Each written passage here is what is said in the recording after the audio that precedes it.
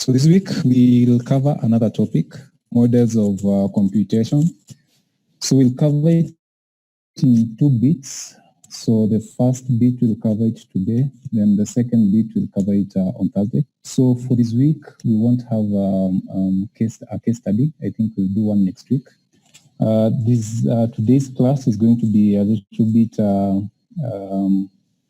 not that easy, so I need you guys to pay attention. So I want to make it a little bit, so that's why I've broken it into 2, so that we cover a few things, because they're going to be a little bit maybe difficult to understand for some of you. And then the other one, we'll cover it on Thursday. So I think I'll also try to use the breakout session so that for the discussions, so that at least I get you guys to practice so that you understand it better. So these are the objectives for today's class. So we'll cover we'll cover the first 3. So on Thursday, we'll cover the Arduino, and we'll cover 2 things on Thursday. That is the Arduino and Node-RED. So Node-RED is a tool that you can use to virtually simulate an IoT system. So I want to give you a tutorial on how to install it, and so that you can start familiarizing yourself with it before we actually start using it. So that one we'll do on Thursday. So for today's class, we'll cover the first 3. So the basic characteristics and components of system on chips, SoC. Then we'll introduce instruction sets, so for you guys to just understand how microprocessors work. And then we'll also cover models of computation. So we'll just cover these 3. They are broad, so and a little bit requires a little bit of thinking for you to understand. But we'll cover the first 3, then the last one we'll cover on Thursday. So I think we'll start with what is a processor. Okay, so this is just a general definition of a processor. So it's a unit, okay, or a component that takes in inputs,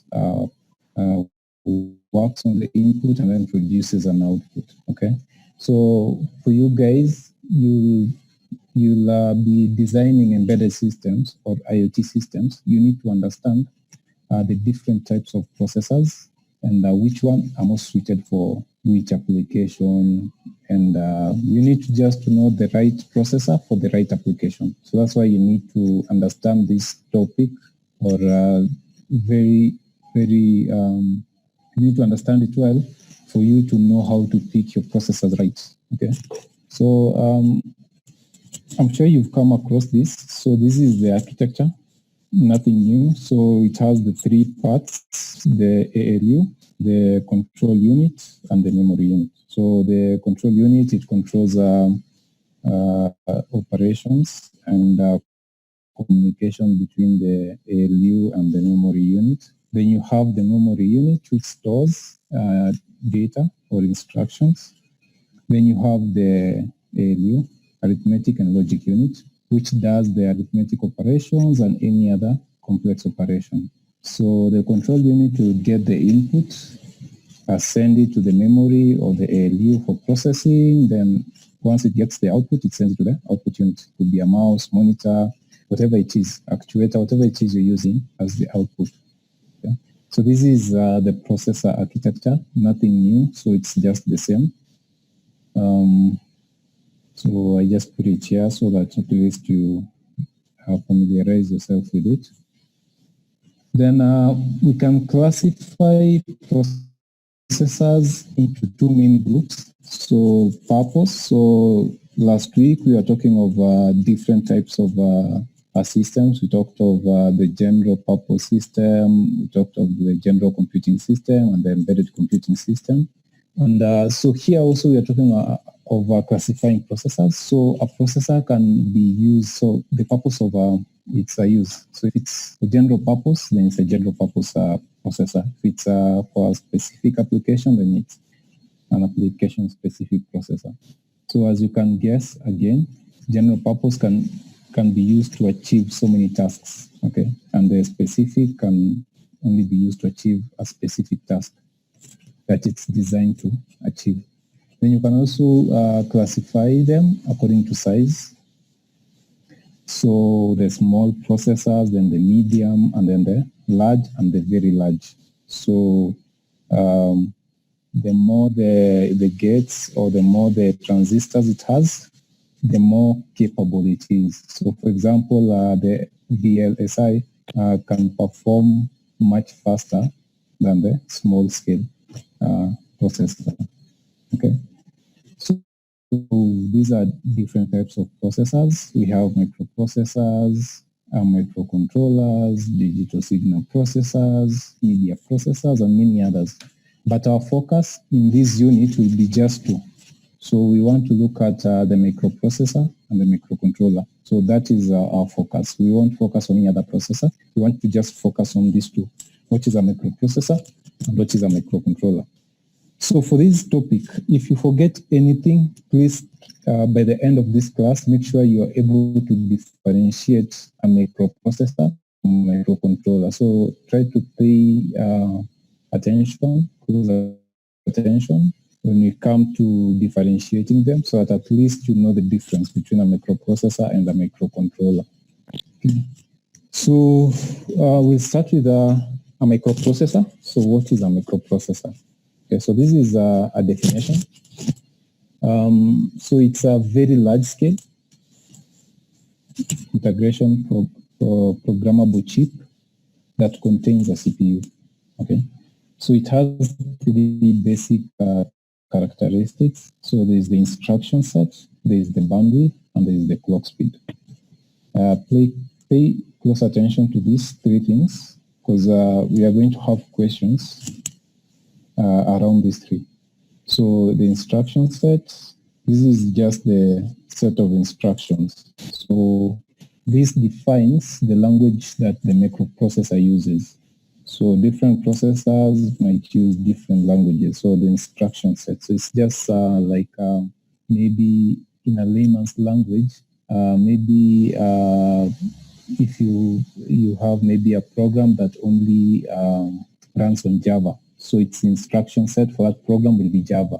If you have another program running on C, then the instruction set will be C. So instruction set is just the language that the microprocessor understands.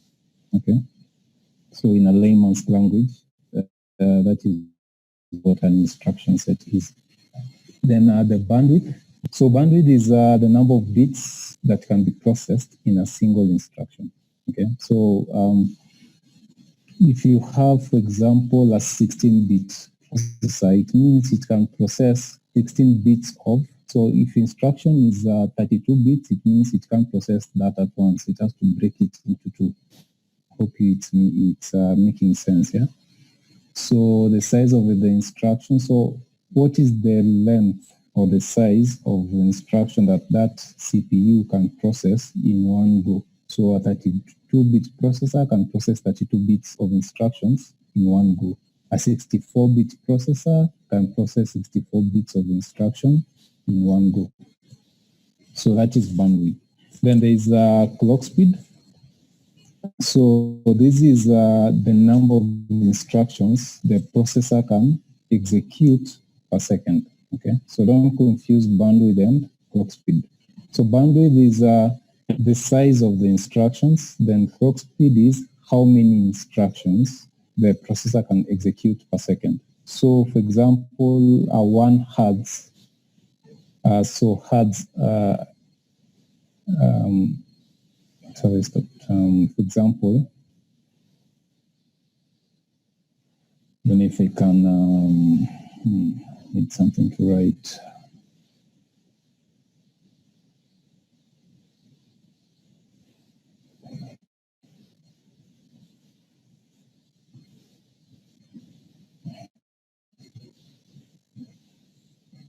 So for example, a 1 hertz processor, 1 hertz. So 1 hertz should be, it's equivalent to 1 second, right? So a 1 hertz processor can process 1 instruction in 1 second, okay? Don't know if it's making sense. Okay, so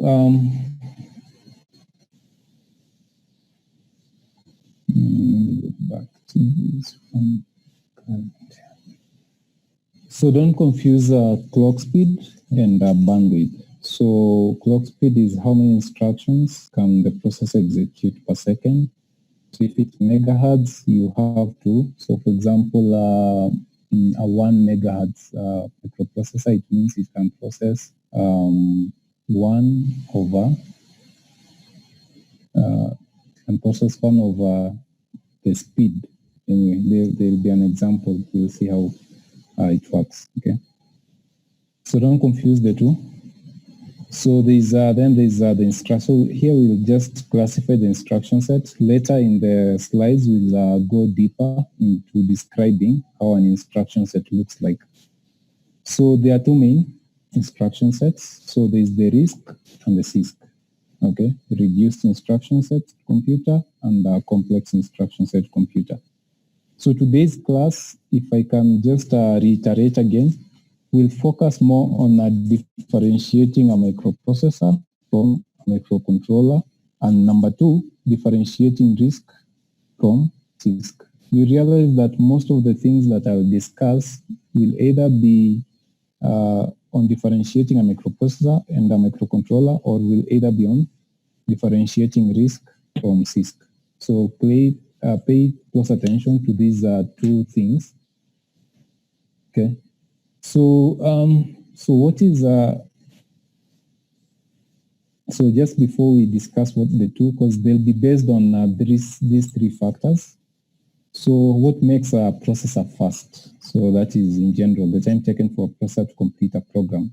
So a program is a set of instructions. Okay, so a program can have maybe 10 lines of instructions, or maybe each instruction is 8 bits long.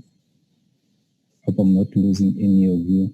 So how fast? So it's based on these three factors. So it's I'm not recording. Just record.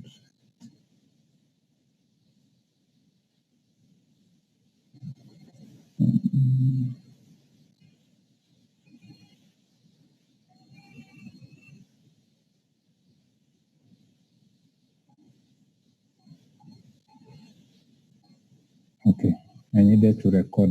So, okay, I'll go back to slides. Okay. So I hope you guys are recording your own videos. Like I had forgotten to record. So what determines the speed of the processor? So it's the number of instructions in the program. So for example, if the program has 10 instructions and another one has 100 instructions, then the one with the 10 instructions will be executed faster. Okay, so that's an easy one. Then the average number of clock cycles. So the clock speed, basically. So for example, a 10 megahertz CPU and 1,000 megahertz CPU, the 1,000 megahertz CPU is faster than the 10 megahertz, okay, because the 1,000 can process more instructions in 1 second than the 10 megahertz. No. I think I've confused. That point is the last one, the clock cycle. The second one is the average number of clock cycles required to execute an instruction. Oh, this is different. So this one is basically, so for example, let's say, this one is more of related to bandwidth.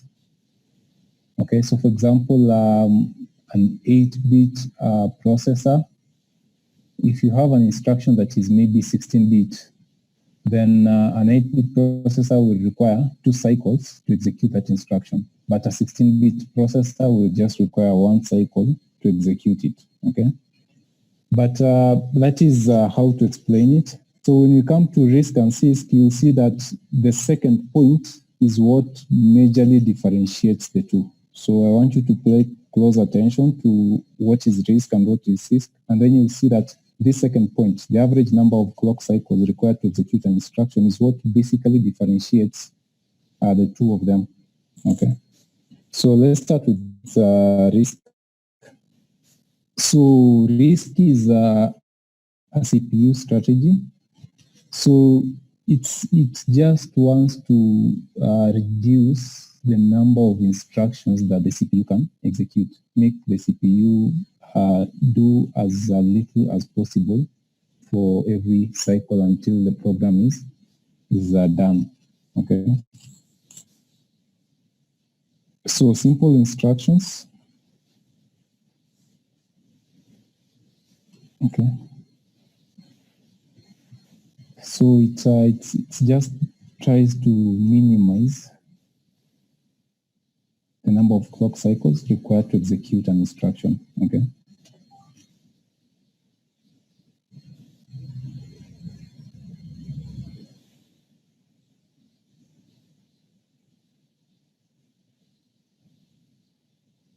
Okay, so risk. So pay close attention. So so risk, what it does is it reduces the number of clock cycles required to execute an instruction. Okay, so in a layman's language, what that means is if you have maybe an 8-bit processor, and then you have an instruction set that has maybe the instruction set is 16-bit per line, then the risk strategy will make sure that it breaks down every instruction into 8 bits, 8 bits, 8 bits. Okay, so that the program, as it feeds into the processor, it doesn't feed the instructions as 16 bits. Okay, so it feeds in into the processor as 8 bits, 8 bits, 8 bits, 8 bits. I hope it's clear. Okay, so that is the risk. So it minimizes the number of clock cycles required to execute an instruction. Okay, so here there are two things that you need to differentiate. Maybe you might get confused. There's something called an instruction and a program. Maybe I'm using two interchangeably, or maybe you just might not be you haven't paid close attention to it. So there's when I say instruction, this is just the input to CPU. Okay, then a program is a set or a group. Okay, of instructions. Okay. So a program may have like 10 or 1,000 instructions, okay? So these instructions need to be fed into the CPU one by one. So the risk does is that it makes sure that each instruction is the size of the bandwidth of the CPU, okay? So that it's executed in one clock cycle, okay? So it makes sure that as it's compiling this program, it makes sure that the instructions are sequentially arranged into sizes that the CPU can execute in one go. Okay, I hope that's clear. So we go to CISC. Okay, so CISC. So this is a complex instruction set. Okay. So this one focuses on shortening the program. Okay. So if it's shortening the program, it means one instruction might be bigger than the bandwidth of the CPU. So for example, if you have the program having maybe if it was the program had 100 lines in the risk strategy, if you apply the CISC to it, maybe it will reduce those lines to maybe 5. Okay, so it shortens the program. So that means the instruction that will be going into the CPU will be bigger, might be bigger than the bandwidth of the CPU. So that means the CPU will need maybe 1 or 2 or even maybe 10 clock cycles to execute one instruction. I hope that is clear. Okay. So the other question you should be asking is, what is this thing that is maybe modifying the program to maybe a RISC strategy or a CISC strategy? Okay. So you've heard of a compiler. So that is the work of the compiler. Okay. So if this compiler is using a RISC strategy, what it will do, it will just take, so if you have maybe a random program, and maybe the program, when you're writing it, maybe it has, let's say, 5 lines of code, okay? So if you use a compiler that is based on a RISC strategy, it will break that program into a bigger program, so that maybe it will have maybe 100 lines of code. If you use a compiler that uses CISC strategy, it will break the program into maybe even a smaller program so that it has less instructions, okay? So as you can guess, for the RISC, you can use a very small scale processor to achieve whatever task you want, because as you can see, it requires very little bandwidth, so that means the processor doesn't have to be very powerful, okay? But for CISC, it means you need a very powerful processor to achieve it, because it requires that the processor might need memory to store, because if one instruction is maybe 10 clock cycles, it might need memory to store some of the some parts of the instruction before it actually completes. Okay. So if I was to draw a flowchart, this is how the RISC will look like. So it will just have the instruction set, okay, and then it's executed the way it is, yeah, because it's the size of the bandwidth. But if you're applying CISC, it means the instruction sets have to be. So once it enters the CPU, since it will do more than one cycle, it has to be converted into the bandwidth. So it has to be broken down further into the CPU bandwidth. So you have microcode conversion, then you have micro instructions, then you execute the micro instructions. So if you have 10 micro instructions, you'll have 10 cycles to execute just one machine instruction. Okay, so one machine instruction can be broken down into maybe 10 micro instructions. I hope it's making sense. Eh? So that is the main difference between RISC and CISC. So I've tried to explain as low as possible, try to demonstrate so that you guys at least get it. Okay. So these are just further explanations. Maybe I've alluded to them or maybe not. So RISC requires few clock cycles per instruction. Okay. So one way of remembering this is RISC requires few clock cycles per instruction. Okay.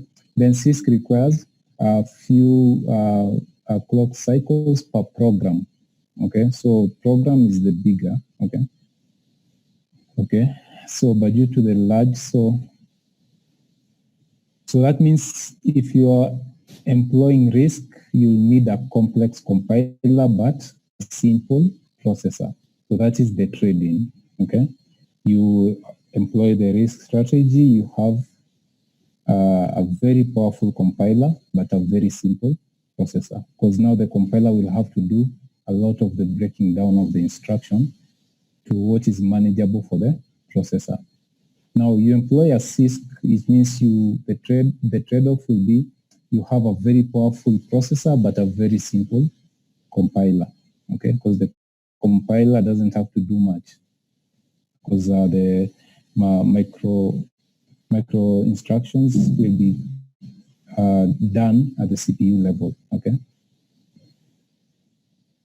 So we have these 2 questions. Okay, so we have these questions. So write them down. Write them down, write them down, write them down.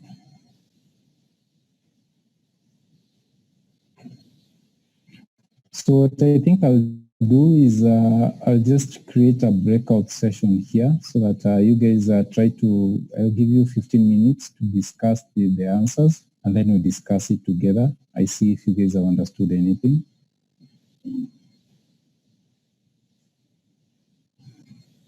So let me just create the breakout sessions.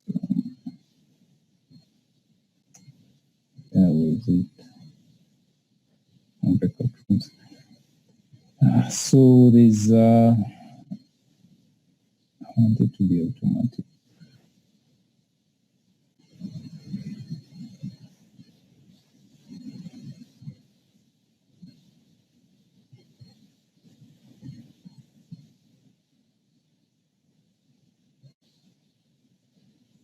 So I've created the breakout session. So room 1, there is Magak,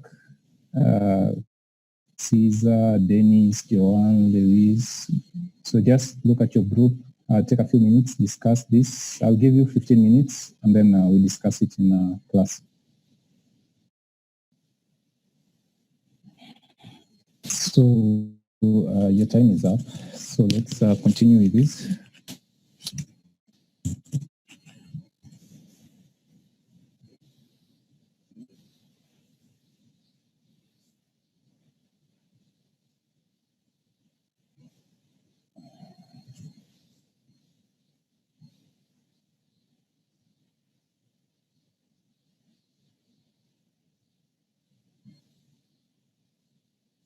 So you should be leaving your breakout rooms. So they are going to close in a few seconds. Okay, so they've closed. So let's, so the first one, so which CPU strategy is meant to maximize the speed of operation and minimize the execution time?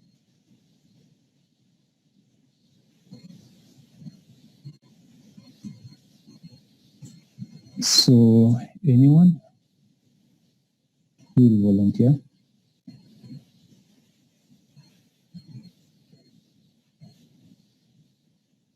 You can raise your hand or yeah. Okay, Timothy?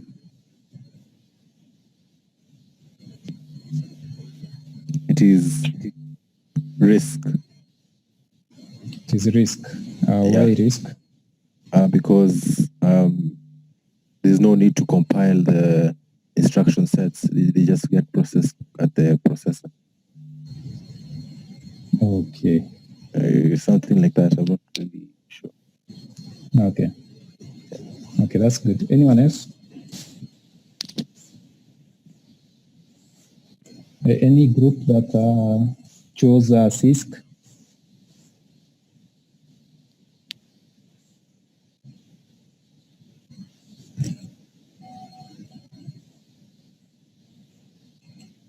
Okay, so yes, Mwambali.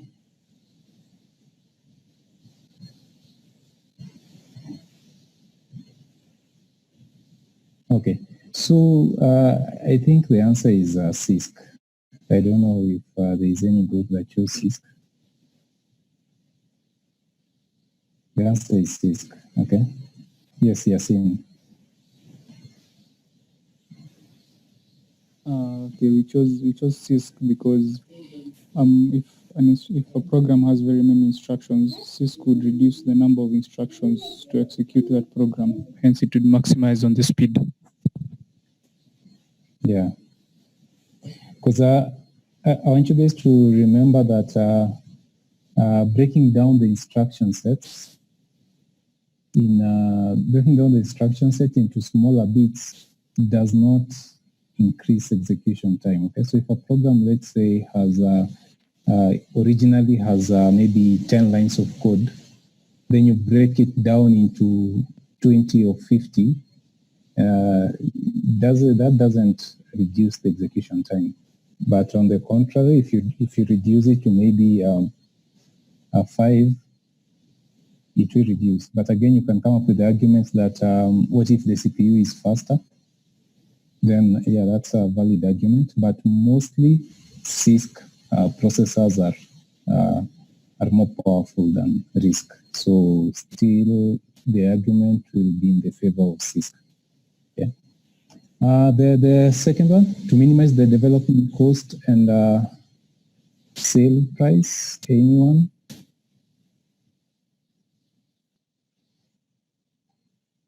Okay, so that's okay. So I don't need to add anything to that. So Raj is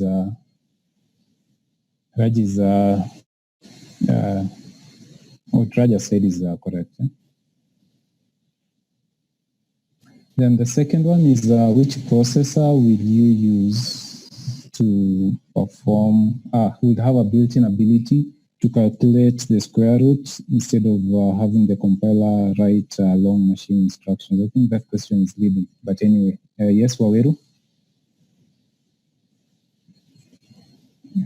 So for this, our group chose CISC because it's a complex processor, meaning that it must have the capability to calculate square roots based on the hardware, inbuilt in the hardware, compared to RISC, which has it on the software side.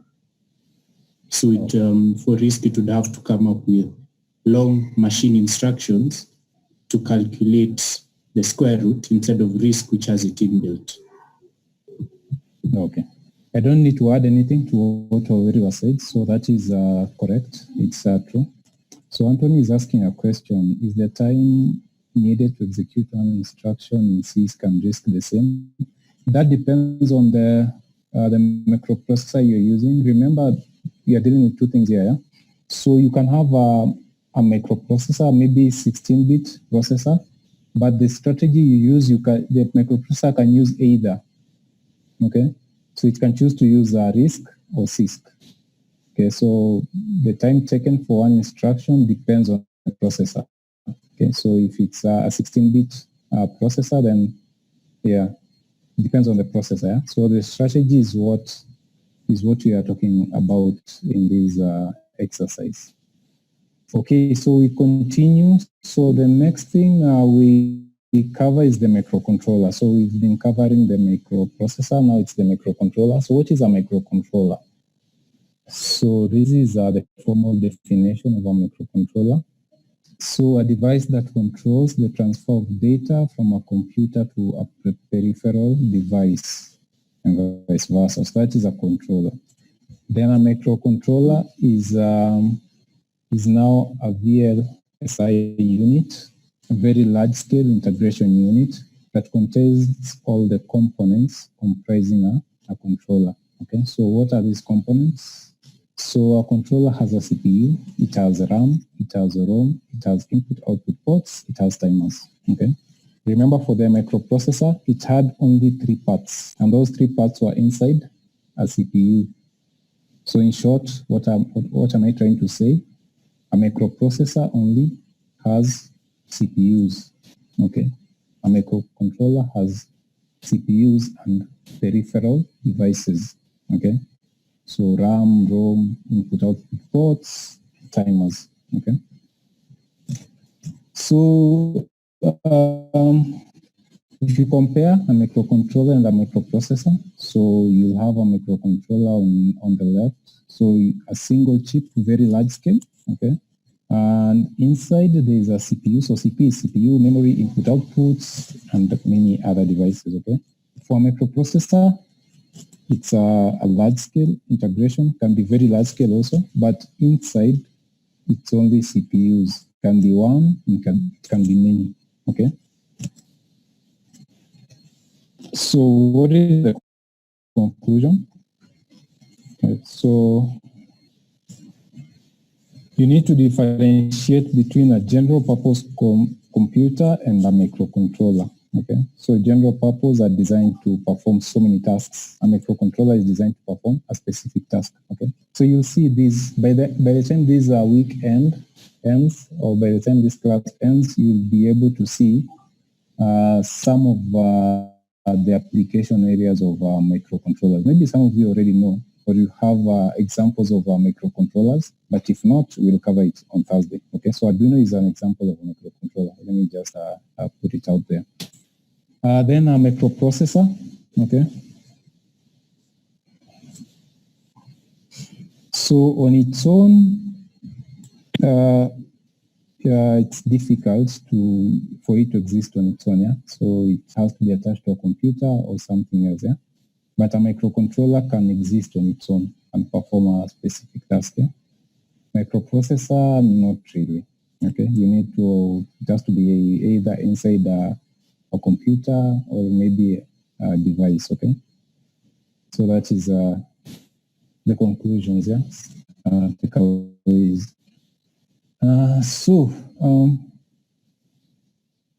Which microprocessor is more powerful? A 32-bit microprocessor that runs at 50 megahertz or a 16-bit microprocessor that runs at 25 megahertz? Anyone?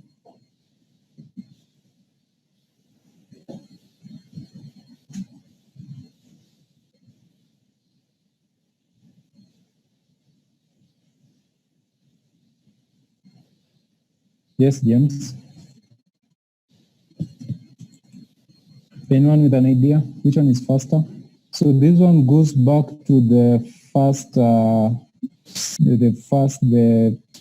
slides that I was explaining. So you remember there were three things you needed to consider: instruction set, bandwidth, and clock cycle. So here what do you have? You have the bandwidth. So one is 32-bit, the other one is 16-bit. What else do you have? You have the clock cycle. One is 50 megahertz, the other one is 25 megahertz. Okay. So in 1 second, the 50 megahertz can process how many instructions? And then in 1 second, the 25 megahertz can process how many instructions? Okay. Then what is the size of instruction that the 50 megahertz can perform per cycle? So it's 32 bits. The other one is 16 bit. So I think I've tried to explain it. So which one is faster, or which one is more powerful?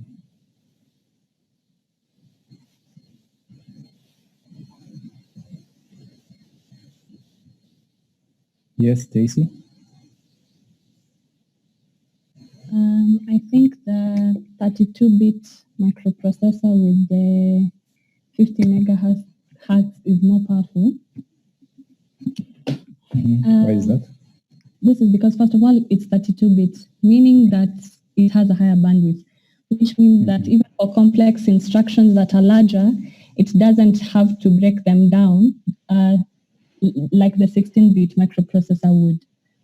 So it has bandwidth. And also now for the 50 megahertz, it means that it has a higher clock speed, which means that more clock cycles per second, which would mean that more instructions are being processed per second, which would make it more powerful. Okay, so I don't need to add anything to what Stacy has explained. So I hope it's clear to everyone. I hope it's making sense. Yeah.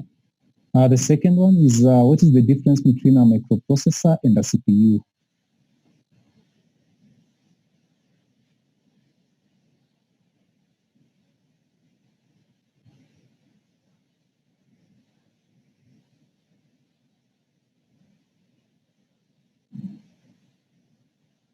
So what is the difference between a microprocessor and a CPU? Yes, Madenge? I have a question about the previous question, yeah?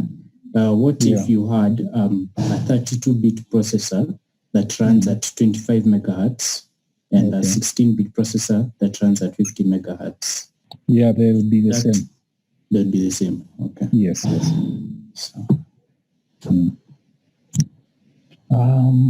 you had the second question, with an answer? This one I haven't explained, so I want to see if you guys can figure it out. Anyone who has figured it out? The difference between a microprocessor and a CPU.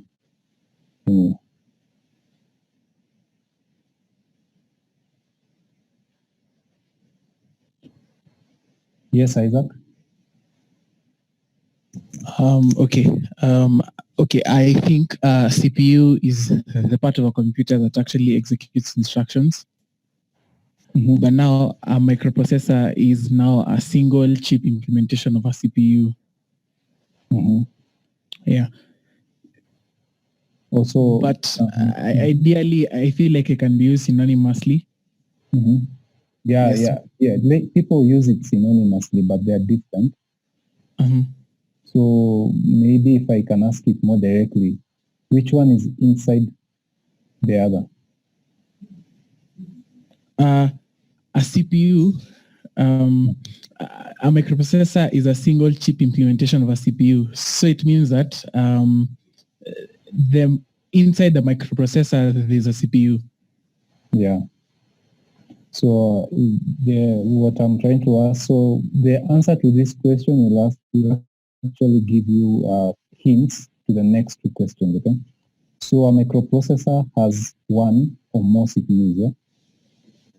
So I think that is if you want to be very direct, then a microprocessor is composed of one or more CPUs. Okay. Then the third one, can a microprocessor multitask?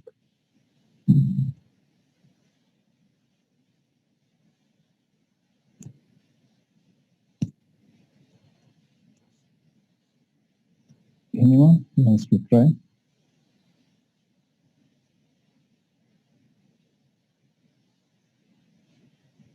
I think that's an easy one. Yes, Macharia? So yeah, it can the idea that it can contain one or more CPUs explains that it can. It can multitask, yeah? Now, for this third one, I want you guys to do some little homework. So yes, it can multitask, but there are two main ways of multitasking. So one is called concurrency. So just write that one down. Concurrency, it has to do with the interrupt control. Okay.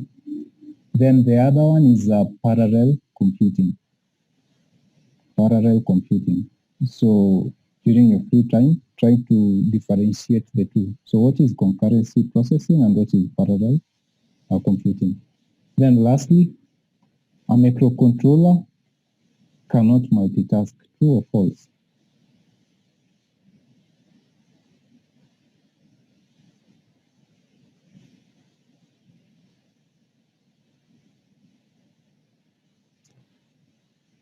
Anyone with an answer or wants to try?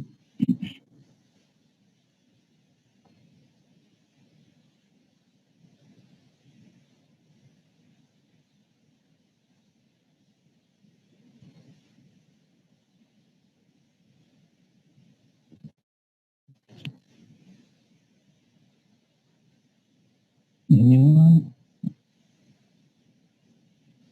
Okay, so no one wants to try. So we'll move on to the next thing, the last bit, instruction set. So this is just so what is so in the first few slides we talked about we mentioned instruction sets and tried to classify them as RISC or CISC. But here now we're trying to sort of describe how it looks like or how they operate. Okay. So what is an instruction set? What is it composed of? Okay, so it's composed of two things: the opcodes, which is an assembly language, and the native command. Okay, for particular processor. So different processors might have different commands. Okay, so the same way we humans have different languages, we can do the same task, but we understand it differently. Yeah? So it's the same with the microprocessor. There are some that use a different language from another. So, for example, down here we have an instruction set. So you have the operation here, the opcode, and then you have the operand here. Okay, so you have the operation and the operand.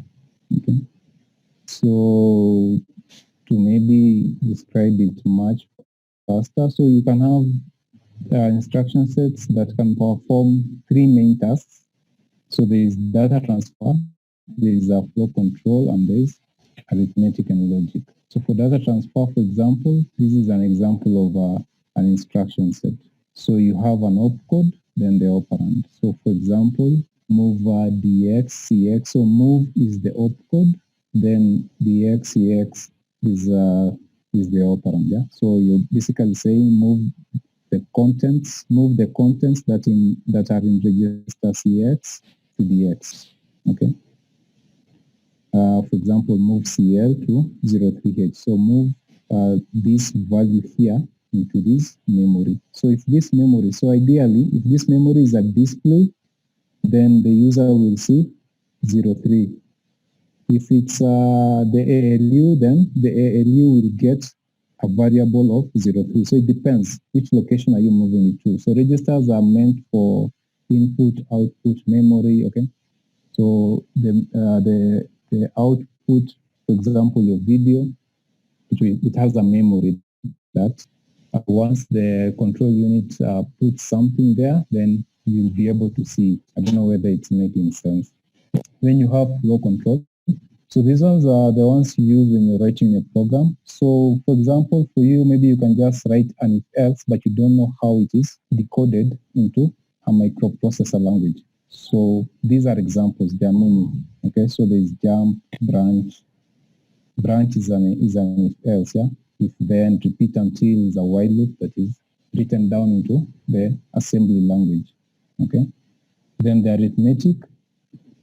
So I don't know if you've done digital logic, but usually no processor can do, what is it called? Subtraction. There's no processor can do subtraction. So if you do maybe 3 minus 1, your processor has to use different operators to achieve that task. The thing is they are so fast to think they actually do the subtraction, but there's no way zeros and ones can be subtracted. I don't know how to explain it, but there's no plus or minus. Okay, there's only plus, so there's no minus. So the minus operations have to be modified so that there's a way it does it. So there's using the shift and rotate, it can achieve subtraction, but it's not direct. Okay, so these are operations that for the arithmetic.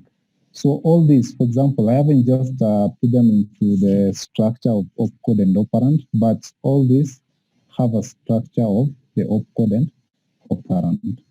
Okay. So this is the end of today's class. So these ones are just, these class exercise is meant to help you remember what we've discussed. I think you already know the answers. So the circuit, you already discussed this in the previous slide. And then the components that make up a CPU, you already discussed them, yeah? The memory unit, control unit, and so forth. Yeah? So this is just meant to help you understand. So I hope you now can tell the difference between a microprocessor and microcontroller and RISC and CISC. Okay. So that is the end of today's class. So we'll meet on Thursday. We'll cover two things on Thursday. This is the Arduino microcontroller and the Node-RED. So I'll explain what Node-RED is and what you can use it for. Okay. So any quick questions? Okay, so I think we can stop there for today. So you guys have a wonderful day and obey the guidelines of Mutai Kagwe and stay safe, minimize your movements. Okay, see you on Thursday. Yes, Isaac? It's not regarding really this unit. Okay. But could you clarify on our IBA reports? IBA reports? Yeah. Yeah, we are trying to come up with a continuity plan. Yeah, we are having discussions and things are a little bit not very clear, but we are almost finishing up on there's a plan we have. There's a way we'll do things remotely, but not everyone agrees with the process, so we have to make changes here and there until we get a solution that everyone agrees with, and then we'll let you guys know. That's fine. That's fine. Okay. Thank you. Okay. Sawa. So you guys have a good day.